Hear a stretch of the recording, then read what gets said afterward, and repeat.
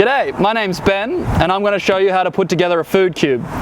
Step number 1, take all the pieces out and lay them on the ground.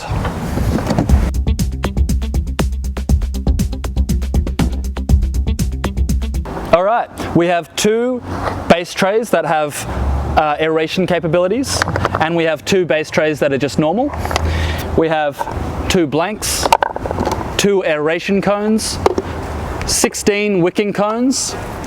We have a connector tube that also has S steel clamps already on there. We have 6 hook clips and 4 blank clips. Now the difference is between these 2 is the size, so you'll see that the hook clips are slightly larger than the blank clips. We have 2 O-rings, 1 level setting seal. We have 2 circlips, 2 back nuts, 1 level setter with 1 level setter extension, and 2 level setting outlets. I would also recommend using a flat-headed screwdriver. This is the only tool you'll need to set up the food cube. Step 2, now we're going to arrange the trays. So these are really important for the setup of the food cube because the soil sits on top of the trays while the water wicks up from the reservoir through the cone into the rest of the soil profile that sits on the tray. So what you want to do is you want to turn the tray upside down and use 2 fingers to push the cone into the hole, like so. So you want to push the tabs on the end of the cone in so you can fit the whole top of the cone into the hole, and then you can push down.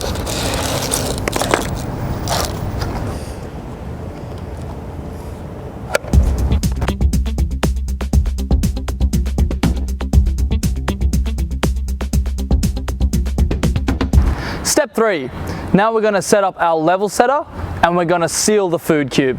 To set up the level setter, you want to grab a upturn, an outlet, an O-ring, a circlip, a back nut, and a height extender.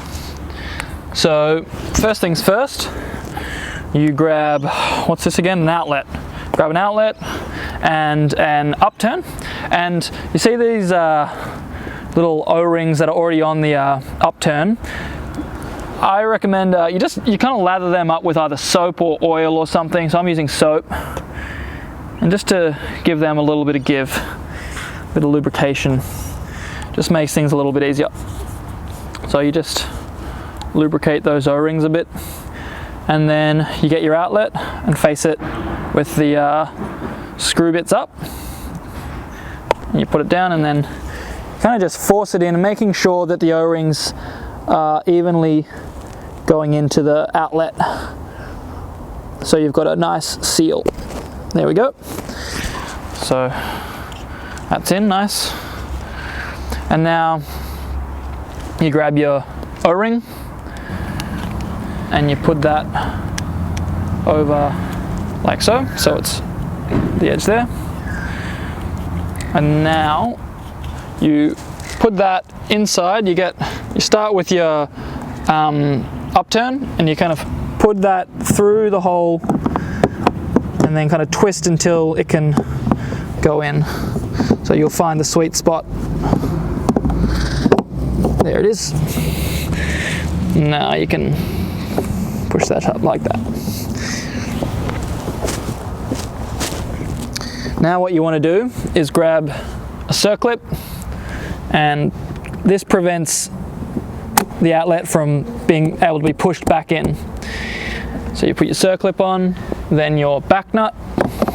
Just make sure you don't cross thread the screws, and then you can put your height extender on.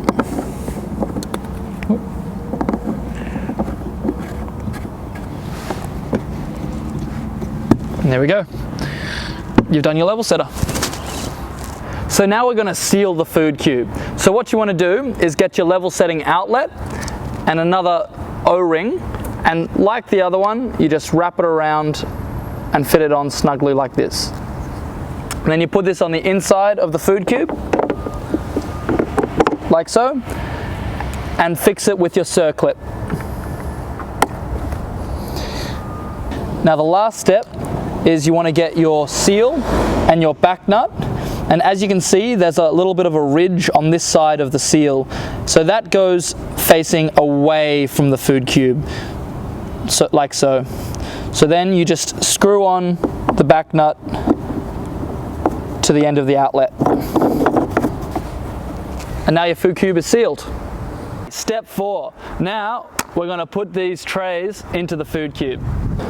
For the purpose of this video, I'm going to set it up on its side, but I recommend you do it with the food cube lying flat.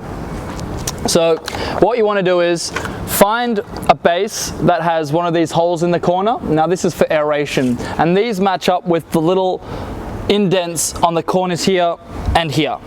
So you just have to match those corners up and slide the base into the food cube.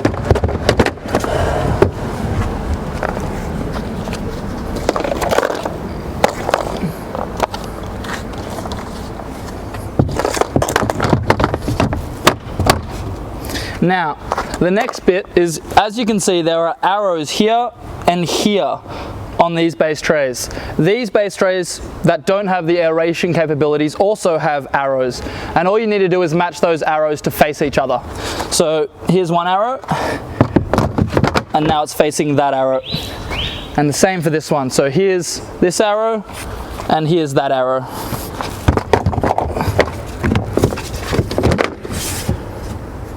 All right, now your floor's in. Step 5, we're going to connect the aeration vents into the food cube.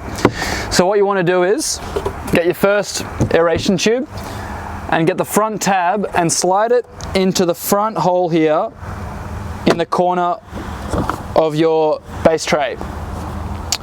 Then what you want to do is just push the rest down and it'll fall into place. Then you lift up the tray like so until you've got the lip of the aeration vent sliding into the corner of the food cube here, and then you can just drop the tray back in and it'll fall into place. Let's do it on the other corner. So once again, put the front tab into the hole there and then push down, then you lift up and slide it into here. Step 6, let's fill in the blanks. So these holes here are for a pallet jack or a forklift to be able to move the food cube around, even if it's filled with dirt. But when we're not moving it around, we want to block them off so we don't have things like rats or other small animals nesting in there. So we just get our blanks and we put it over the face of the hole like so. If it's not going in easily, it just means it's around the wrong way. So you can just flip it over and put it in like so. Step 7, let's set up the clips. So as I said before, we have 4 small blank clips and 6 large hook clips. Now, if you're setting multiple food cubes up in a series, you have to make sure that your blank clips are attached to the side of the food cube that have 2 holes. So you've got 3 holes on this side, and 2 holes on this side and that side. So if you've got more than one food cube in a series, your small ones hook on to here. You'll notice that these 2 sides also have the water outlets at the base. Now, your larger hook clips are used for things like netting and tying things down. So these ones go on the side that has 3 holes. So you want to make sure the groove of the clip is parallel with the face of the food cube, and you just slide it in like so.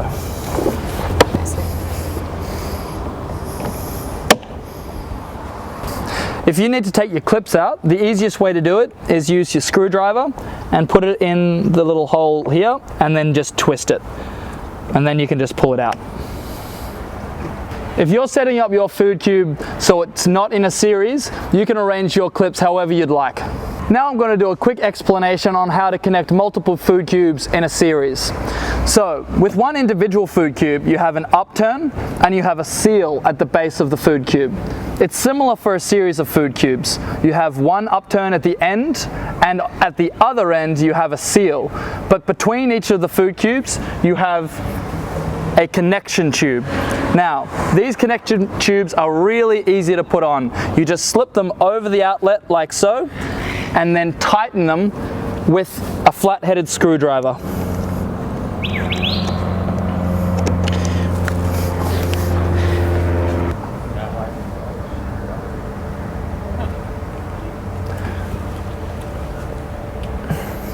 Also, if you're connecting more than one food cube in a series, make sure that the level of the ground that your food cubes are sitting on is relatively flat.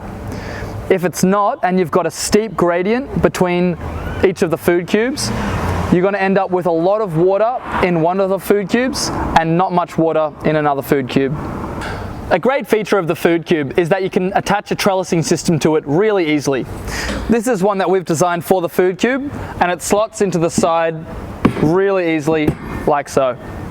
Another great feature of the food cube is its ability to have a netting structure attached to it.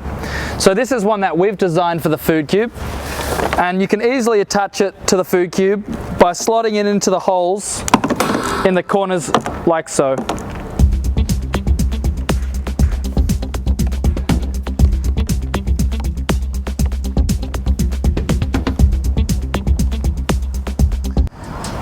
This is great for when you want to shade out your plants from really hot days, or if you want to protect your plants from things like insects, possums, or other animals. This netting structure is 25mm PVC pipe. Now, you can use this one, which we've custom built for the food cube, or you can make your own.